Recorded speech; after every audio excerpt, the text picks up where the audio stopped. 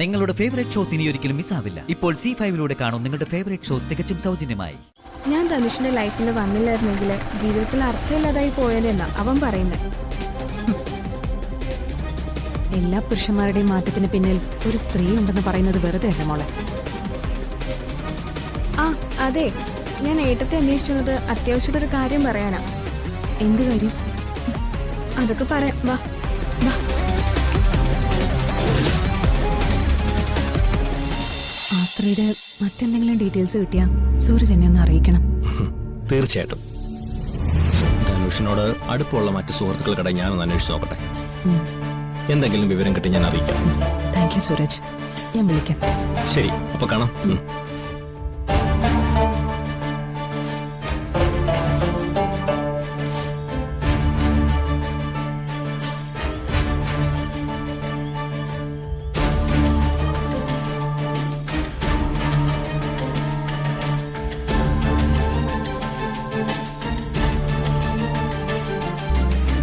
ഇവര് തന്നെയായിരിക്കും സൂരജ് പറഞ്ഞ ആ പെണ്ണ്. ആണെങ്കിൽ തന്നെ അതെങ്ങനെ തെളിയിക്കും? എന്തായാലും ഇത് നേരിട്ട് ചോദിക്കാൻ പറ്റില്ല. അങ്ങനെ ചോദിച്ചാൽ ഇവര് സത്യം പറയുകയില്ല. പിന്നെ എന്ത് ചെയ്യും? വഴിയുണ്ട്. ഇവരെ പരമാവധി പ്രവോക്ക് ചെയ്യണം. എല്ലാ സത്യങ്ങളും ഞാൻ അറിഞ്ഞതായി തന്നെ പറയണം. ഞാൻ വിചാരിക്കുന്നത് പോലെയാണ് കാര്യങ്ങളെങ്കിൽ ഇവരെന്തായാലും പ്രതികരിക്കും. അതിൽ നിന്ന് യഥാർത്ഥ സത്യം കണ്ടെത്താൻ കഴിയും.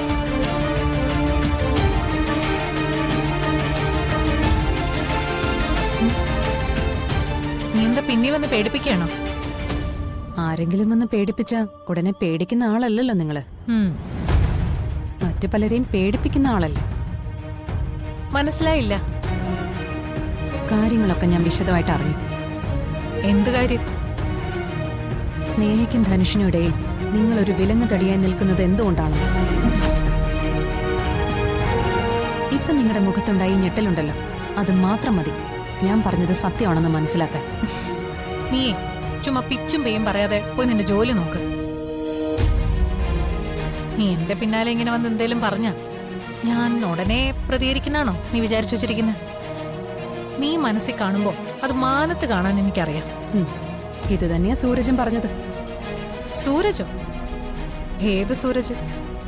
ധനുഷിന്റെ സുഹൃത്ത്. അയാൾക്ക് നിങ്ങളെ നല്ലതുപോലെ അറിയാം. അയാൾ എല്ലാ കാര്യങ്ങളും എന്നോട് പറഞ്ഞു. ഏതോ ഒരു പെണ്ണുമായിട്ട് ധനുഷിന് പ്രേമം ഉണ്ടായിരുന്നു പോലും.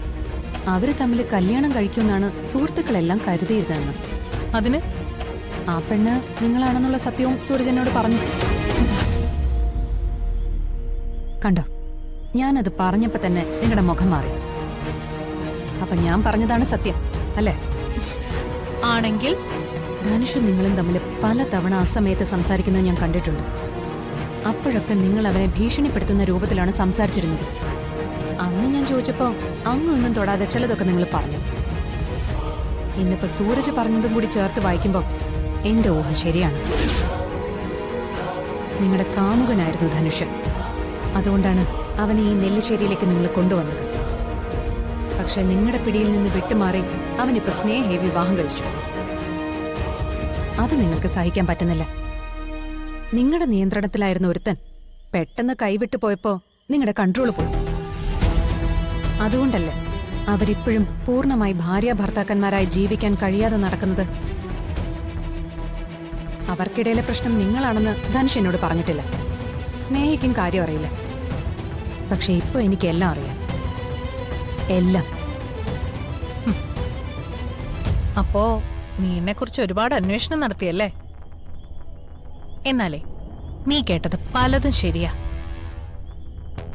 ഞങ്ങള് തമ്മില് അങ്ങനൊരു ബന്ധം ഉണ്ടായിരുന്നു. നിനക്ക് എന്ത് ചെയ്യാൻ പറ്റും? അല്ല, എന്താ നീ ഷോക്കേറ്റ പോലെ നിൽക്കുന്നേ? നിനക്ക് ഇനി എന്നെ ചോദ്യം ചെയ്യണ്ടേ? ഇനിയുണ്ട് ഞങ്ങൾക്കിടയില് നിനക്ക് കണ്ടുപിടിക്കാൻ പറ്റാത്ത ഒരുപാട് രഹസ്യങ്ങൾ. അതൊന്നും അന്വേഷിച്ച് നീ വേറെങ്ങോട്ടും പോണ്ട. എന്നോട് തന്നെ ചോദിച്ചാ പോരെ, ഒക്കെ ഞാൻ തന്നെ പറഞ്ഞുതരില്ലേ? അവനെ കണ്ടെടുത്തത് വളരെ അപകടം പിടിച്ചൊരു സ്ഥലത്തുനിന്നാ. അവനെ ഞാൻ എന്റെ കൂടെ നിർത്തി വേണ്ട സൗകര്യങ്ങളെല്ലാം ചെയ്തു കൊടുത്തു. ഇവിടെ വരെ കൊണ്ടെത്തിച്ചു. പക്ഷേ ഇപ്പൊ അവൻ എന്റെ മുകളിലേക്ക് വല്ലാതങ്ങ് വളർന്ന് പന്തലിച്ചു പോയി. അവൻ സ്നേഹയെ വിവാഹം കഴിച്ചത് എനിക്ക് തീരെ സഹിച്ചില്ല. അന്ന് അവിടെ നടന്ന കാര്യങ്ങൾ എന്തൊക്കെയാണെന്ന് നിനക്ക് നേരിട്ട് അറിയാവുന്നതല്ലേ. എന്നിട്ടും അവൻ സ്നേഹയെ പ്രേമിച്ച് വിവാഹം കഴിച്ചെങ്കിൽ അവൻ എന്നേക്കാൾ വലിയ ലക്ഷ്യങ്ങളുണ്ട്.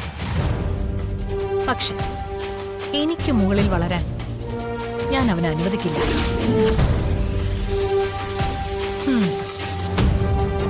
അതുകൊണ്ട് തന്നെ നീ പറഞ്ഞ പോലെ അവരെ അങ്ങനെ ഭാര്യ ഭർത്താക്കന്മാരായി ജീവിക്കാൻ ഞാൻ സമ്മതിക്കില്ല. ഇപ്പൊ അവൻ നന്മയുടെ പ്രതിരൂപമായിട്ടാണല്ലോ നിന്റെ മുന്നിൽ അഭിനയിക്കുന്നത്. നിന്റെ മുന്നിൽ മാത്രമല്ല, സ്നേഹയുടെയും ഇവിടുത്തെ മറ്റെല്ലാവരുടെയും മുന്നിൽ.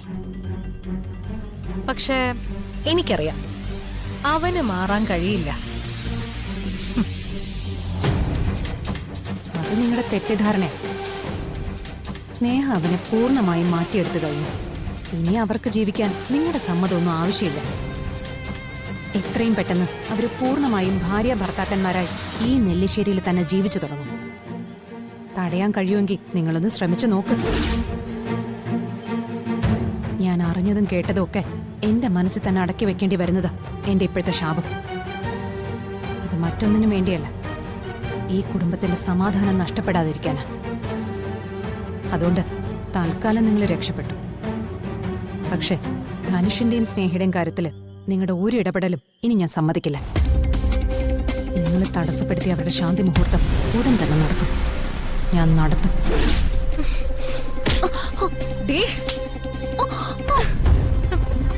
എന്റെ മുന്നിൽ ഇതും പറഞ്ഞോണ്ട് വന്നാലേ നിന്നെ കൊന്ന് കുഴിച്ചു മൂടി ഞാൻ.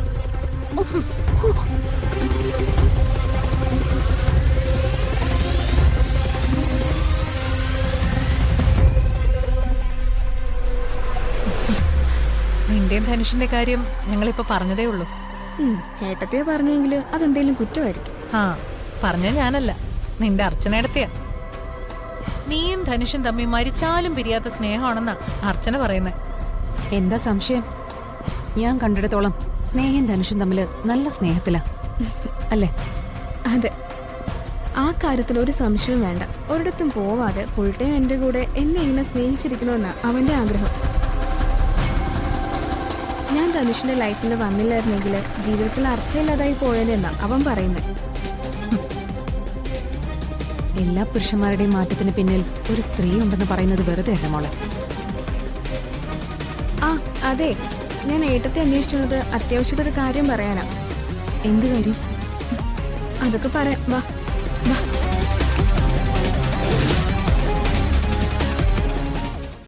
ഡൗൺലോഡ് ചെയ്യൂ C5 ആപ്പ്. കാണൂ എല്ലാ എപ്പിസോഡുകളും സൗജന്യമായി.